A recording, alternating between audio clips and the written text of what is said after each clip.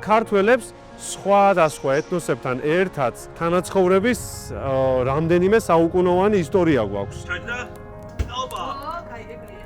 ჩოხსაღო, მადლობა. Guten Morgen. Ευχαριστοπოლი, ასე გეტყვი ბერძნულად. პარევძეს. Die Bibel. იქით რომ იყო გოთიკური გუმბათის შპილი, აქეთ არის ისლამური მეჩეთის მინარეთი ამოშვერილი. თან გონია რომ სხვა ქვეყანაში ხარ და თან იცი რომ არც გერმანიაში ხარ, არც აზერბაიჯანში ხარ და საქართველოში ხარ და ეს სოფლები არის მეზობლად, ერთმანეთის მეზობლად. ვაა, ეს საერთოდ სხვა არის.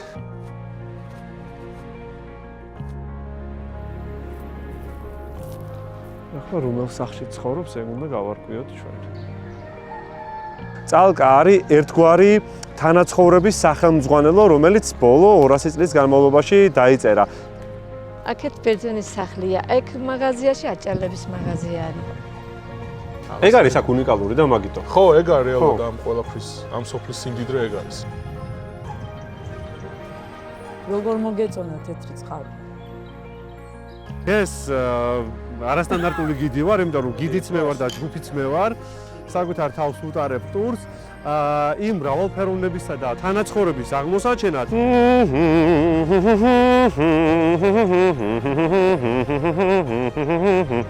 მე მაინც მგონია რომ სატახტოთა თამაშები აქ უნდა გადაეღოთ.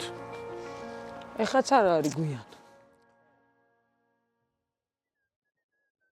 ეს მოგზაურობა ასურეთიდან იწყება. დანიშნულების ბოლო ადგილი წალკაა. გზად აქვე, სოფელ ქოსალარში უნდა მოვასწროთ შევლა. მერე სამშობლოში. მოკლედ წინ გრძელი გზაა და ბევრი საინტერესო ამბავი.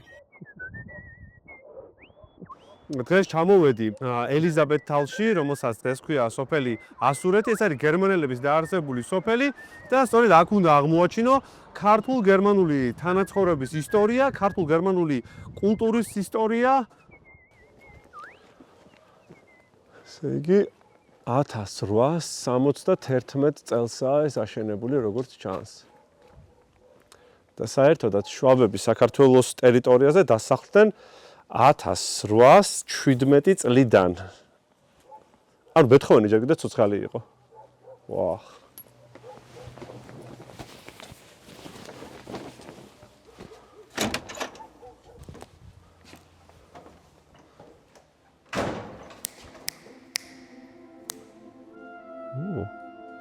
შვენიერი აკუსტიკა ჰქონიათ. 1817 წელს საქართველოში დაახლოებით 30 გერმანული ოჯახი ჩამოსახლდა და ბოლოს 20-ზე მეტი გერმანული დასახლება შექმნეს, მათ შორის ელიზაბეთთალი. მე-18 საუკუნეში რუსეთის იმპერატორმა გამოსცა არაერთი მანიფესტი, რომლითაც ევროპელებს თავის ტერიტორიაზე დასასახლებლად იწვევდა და სანაცვლოდ პრივილეგიებს ჰპირდებოდა. მეორე ვერსიით, ომებით განადგურებულ მიწებს, მოუსავლიანობას, გაზრდილ გადასახადებს და შიმშილს გერმანელი ხალხი კავკასიაში გამოექცა. საუკუნეზე ოდნავ მეტხანს იცხოვრეს გერმანელებმა აქ. სანამ 1941 წელს სტალინი მათ იძულებით გადაასახლებდა. მაგალითად, ამ სოფელში სულ რამდენიმე ადამიანი დარჩა, მხოლოდ იმიტომ, რომ ეთნიკურად ქართველებზე იყვნენ დაქორწინებულები. მათ შორის შმიდტების ოჯახიდან ერთადერთი ქალი, ნათელა აზარიაშვილის დედა დატოვეს. ესეც ასე. მოით ქალბატონი ნათელა უნდა გავიცნოთ ახლა. ქალბატონი ნათელა არის დედით გერმანელი, მამით ქართველი. დედით არის გვარად შმიდტი. და ვიცი რომ ცხოვრობს აქ. ახლა თუ გამოგხედავს. შეიძლება? ქალბატონო ნათელა, აქ ხართ ხო? გნახოთ. გამარჯობა, გამარჯობა. როგორ ახართ? სურა სასიამოვნოა, კეთილი იყოს ჩემი ფეხი.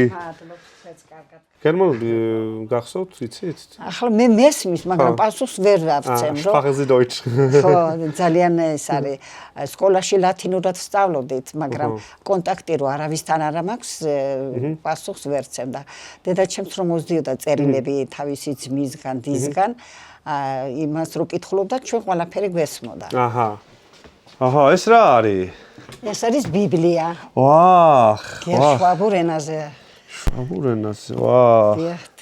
ძველი არის ძალიან ახლა ეს ეთყობა. აქ იქნება. 1912 წელსაა დაბეჭდილი, აგერ წერია. ეგ დედაჩემის დაბადების წელი არის. მართლა?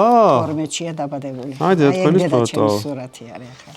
თეთრს რა ერქვა? ფრიდა. ფრიდა. მშობლებს მამას ერქვა ვილგელმი, დედას ერქვა ვილემინა. ვილჰელმა და ვილჰელმინამ გადაწყვიტეს, რომ თავიანთი ქალიშვილი ფრიდა გაჰყოლოდა ცოლად ქართველს. როგორ მოხდა ეს ამბავი? ეგ ამბავი ესე მოხდა, რომ ესე იგი მამაჩემის მამა ყოფილა აქ, რომ ეხმარებოდა ამ გერმანელებს, მუშაობდნენ ყანებში ესეთნაირად და მე იმას უთქვამს, რომ მამაჩემს მიშა ერქვა, მიშაო, შენ იცხოვრებ ბედნიერათო, თუ ფრიდას ითხოვ ცოლათო. აი დედა თქვენის ფრიდას თვალით რო შევხედოთ, ეხა იმ რეალობას, რა რეალობაშიც ქალბატონ ფრიდას მოუწია, ხო, ცხოვრება. დაიბადა აქ, გაიზარდა აქ, დაიწყო ომი, გადაუსახლეს მშობლები და სამეზობლო და ვისთან ერთადაც გაიზარდა და გაქრა ყველა ამ სოფლიდან. ყველა გაქრა. წერილი რომ მოუვიდო და თავისი ახლობლებისაგან, მაშინ ცრემლი მოსდიოდა ხოლმე და ტიროდა, რომ ეს მარტო რო იყო აქ. დედაჩემი რახაც მარტო იყო, შემოუსახლეს ერთი ოჯახი თავისი ცოლშვილით. საიდან? რაჭიდან რო ჩამოასახლეს ეს ხალხი. იქითკენ ნახევარსახლში დატოვეს ისინი. როგორი მეზობლობა გქონდათ? ძალიან კარგი. ხო. დედაჩემს ასწავლეს ეს საცივი არ იცოდნენ გერმანელებმა ეს ასწავლეს, ლობიო არ იცოდნენ ესეც ასწავლეს. კარტოფილი ეცოდინებოდათ? კარტოფილი მაგრად.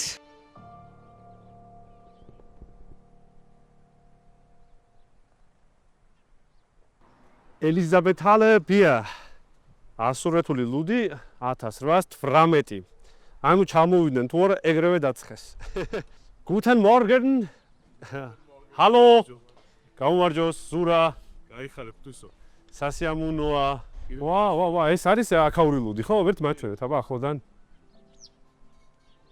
ამის გასასინჯად ჩამოდიან აქ. ვა, რა ლამაზია. მოდი, პროსტ.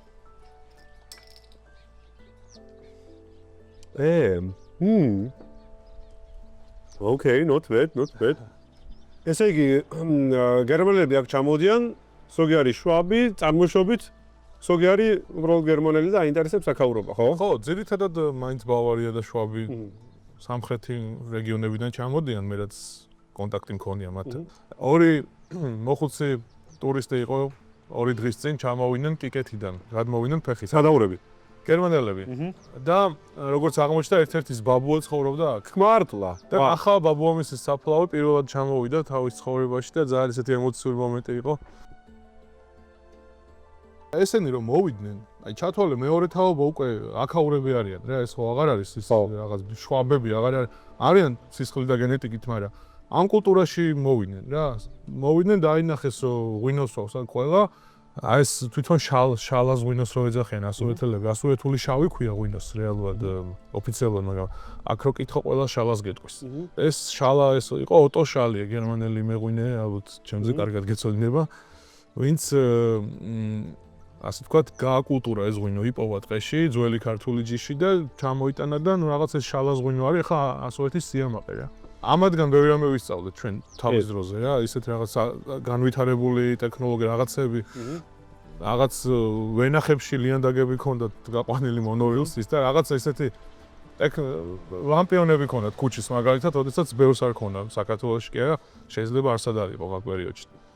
პირიქით ეს კი უნდა გავაკროთ ჩვენი კულტურის ნაშთები და ჩვენი კულტურა არის ზუსტად ის გერმანული კულტურა, იმიტომ რომ ამ ქვეყანაში ცხოვრობდა ეს ხალხი თაობების განმავლობაში. ეს კულტურა უნდა რა ვიცი, ყველას გავაცნოთ პირიქით. ეგ არის აქ უნიკალური და მაგითო. ხო, ეგ არის რეალურად ამ ყველაფრის, ამ სოფლის სიმდიდრე ეგ არის. ძალიან საინტერესოა, რომ ცოტა ხნის წინ ვიყავი სოფელში, რომლის ცენტრი არის გერმანული ეკლესია და 30 წუთის სავალზე ამოვყავით თავი სოფელ ქოსალარში, რომლის ცენტრი არის მეჩეთი. აქაურობას მე-19 და მე-20 საუკუნის მიჯნაზე ადმინისტრაციული დასახელებაც კი ჰქონდა ბორჩალოს მაზრა. ეს სახელი შემორჩა უნიკალურ ხალიჩებს, რომელთა ხელით ქსოვის კულტურა აქაურმა ეთნიკურად აზერბაიჯანელმა ქალებმა ჩვენამდე მოიტანეს. ისტორიულად ქოსალარში ყველა ოჯახში რამდენიმე თუ არა ერთი ქალი მაინც ქსოვდა ხალიჩას. ქსოვდნენ ქალიშვილების მზითვისთვის, სახლის გასათბობად, საჩუქრად. ახლა ზემფირა თითებზე ითვლის სოფელში შემორჩენილ ქსოველებს. 1 2 3 ხუთი ქალი. ხუთი, ბეშ. ბეშ არ ვართ. აჰა. შეიძლება ერთი რომ მასწავლო, რო გავაკეთო? შენ? ხო. აბა აი. აჰა. აბა სადა. აკა. როგორ? აჰა, ერთი. აჰა. კუწალარი აკა ესეთი. აბა მე აჰა. აო. როდის ისწავლე? მოქსოვა და ვინ გასწავლა? Mən bura qızı deyiləm. Mən Bolnis rayonundan gəlmişəm bu kəndə. Gələndə qaynanam öyrətdi məni, baldızlarım öyrətdi. Ona qədər bilmirdim. Heç bu xananın üzünü görməmişdim. Bunları mənə qaynanam öyrətdi. O bizdə çeşinlər ayrıdır, onlarda ayrıdır. Hərənin öz zövqü var da. Azərbaycanın ayrı görür. Bu borçalı xarçalardır bunlar. Azərbaycanın da belə çeşinlər ayrıdır. ვაუ! აუ, რა მაგარი ფერია. ბორჩალოური ხალიჩები მართლაც არ ჰგავს სხვას, რადგან მასზე თითქმის არ ხვდებით რელიგიურ სიმბოლოებს. მისი ორნამენტები აქ უფრო ყოფას აღწერს, მომთაბარეობას, მეცხოველეობას. გამიგია, რომ ეს ხალიჩები ბორჩალოელი ქალების გამოუთქმელი ფიქრების, მათი სურვილების სიმბოლოებით არის სავსე. ამიტომაც ზოგიერთი ორნამენტი ბარაქას, ბედნიერებას, დღეგრძელობას გამოხატავს. ხო არ გეშინია, რომ ეს ტრადიცია იოხ, დაიკარგება. კი? ქოსალარიდან სამშვილდემდე არც ისე დიდი მანძილია.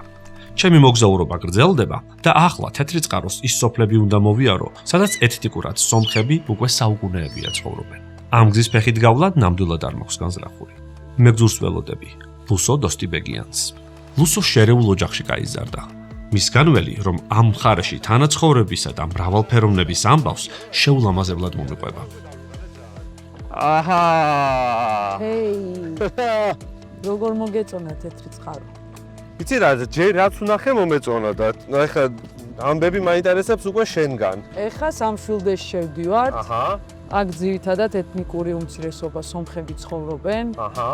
სადღაც 450-მდე ადამიანი 120 ოჯახი ცხოვრობს. შერეული ოჯახებიც არის თუ როგორ? არა. არა, ჩემ შემთხვევაში მე თეწყავში ვცხოვრ, მაგრამ მამიცო მეხი ვარ და დედით ქართველი და აჰა. მე ვითვლები შერეული ასე. აჰა. მაგრამ ძირითადად ისე ეთნიკური სომხები არის. კი, ამ სოფელში ძირითადად ეთნიკური სომხები არიან. უშუალოდ თეთრ წყაროში არის შერეული ოჯახები რამოდენიმე და ეს უფრო ისეთ კომპაქტური თემი არის. ბარეძეს, არებძეს.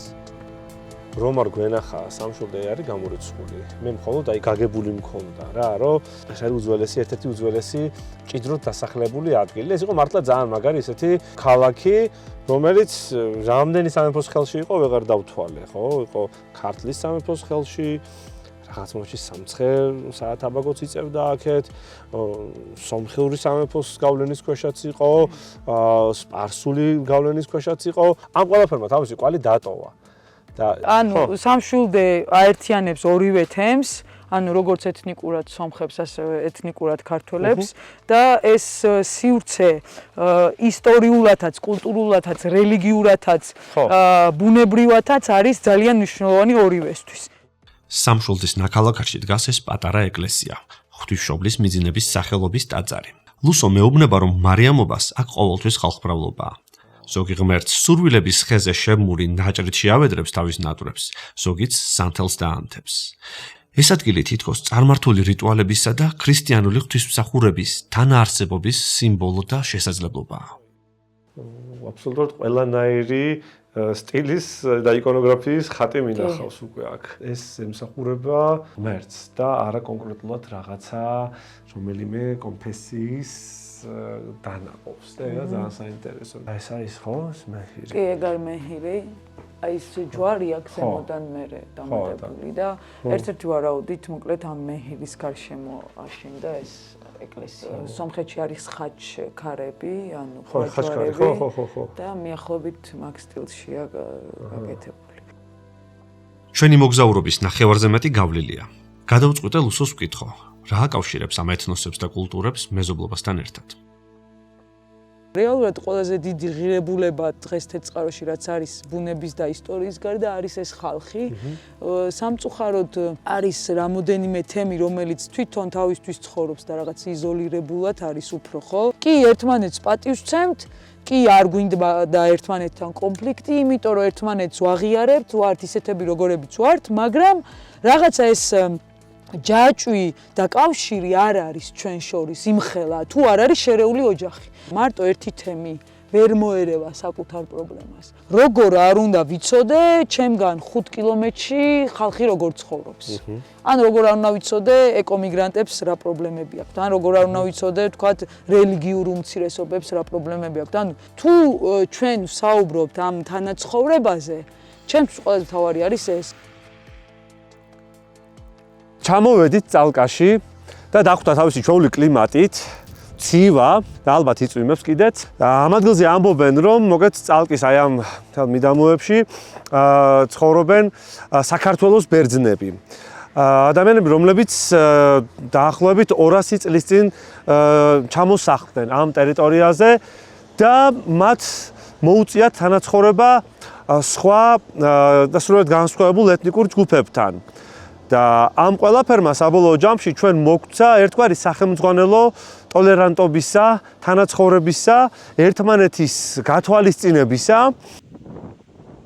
წალკაში ბერძნები თურქეთის პროვინციებიდან გადმოსახლდნენ. ისტორიული წყაროები 1828-1829 წლებს გვთავაზობს თარიღად. ავრანლოში ვართ ახლა ჩვენ. ეს ერთ-ერთი პირველი სოფელია, რომელშიც ბერძნები ჩამოსახლდნენ. ახლა ვეძებთ ქალბატონ ნანას. რომლის დედასაც ჰქვია ოლიმპია. ძალიან მაგარი ბერძნული სახელია. ახლა რომელ სახლში ცხოვრობს, ეგ უნდა გავარკვიოთ ჩვენ.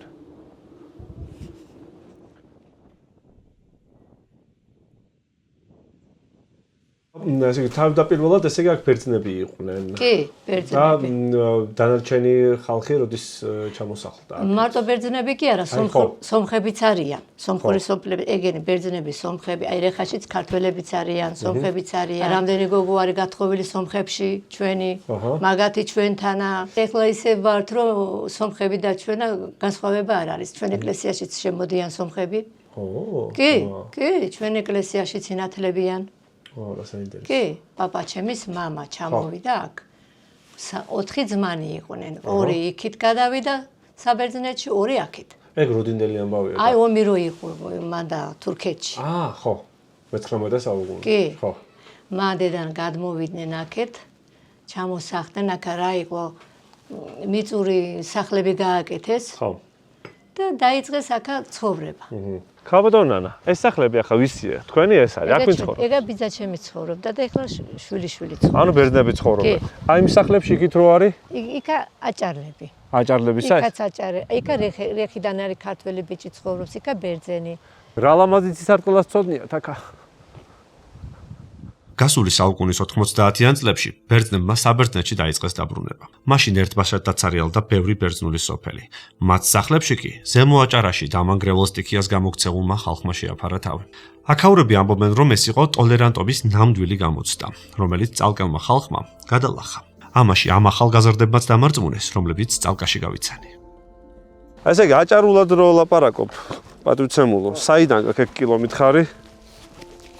სოფელში რა ყველა აჭარელია სამეზობლოში, მაგათთან ასწავლი მაქვს რა აჭარელი. აჰა. სხვა სოფლებიდან ხართ, ხო? კი. აი ვინ ყავთ სამეზობლოში რომ მითხრათ? მაგალითად ჩემთან აჭარლები არიან რა. ჩემთანაც აჭარლები არიან, სომხები, სამოსულები და თუნდა რაღაც. ხო, სვანები. აჰა. კიდე? ჩვენი ხალხი ბერძნებიც არიან. ხო. და აი რა თქვენი ენა, ხო, რამდენი ენისგან არის ესე თუ შედგენილი? ნუ რა 4-5 მენე. რომელი ენებია? იმიტომ რომ სომხურიც არის, ქართულიც არის, რუსულიც არის. რუსულიც არის რა. ყველა ენას ურებში. აჰა. დღეს ვშვიდობებით წალკას. ამ მთელი აღხვნის განმავლობაში რაც უფრო მეტად მოვიარე რაღაც ადგილები და უფრო სიღრმეში შემოვედი, ასე ვთქვათ, ადამიანებთან საუბრით და უფრო მეტად გამაცნეს უკვე თავიანთი ყოფა, თავიანთი მაგალითებით, თავიანთი ენით, თავიანთი საქციელით, კულტურით, ადათ-წესებით, მით უფრო ძალიან საინტერესო გახდა ჩემთვის, როგორც ასე ვთქვათ, გარეშე დამკვირვებლისთვის ის ყველაფერი, რასაც ვეძახით მრავალფეროვნებას და რაღაცნაირად აღმოჩნდა ერთგვარი სახელმძღვანელო. ეს თუ როგორ იგზერწება მრავალფეროვნება და საბოლოო ჯამში აბსოლუტურად უალტერნატივო ფენომენი დაიდო განსხვავებული ადამიანების თანაცხოვრებისა ისე, რომ ერთის ცხოვრება მეორეს ცხოვრებაც არის.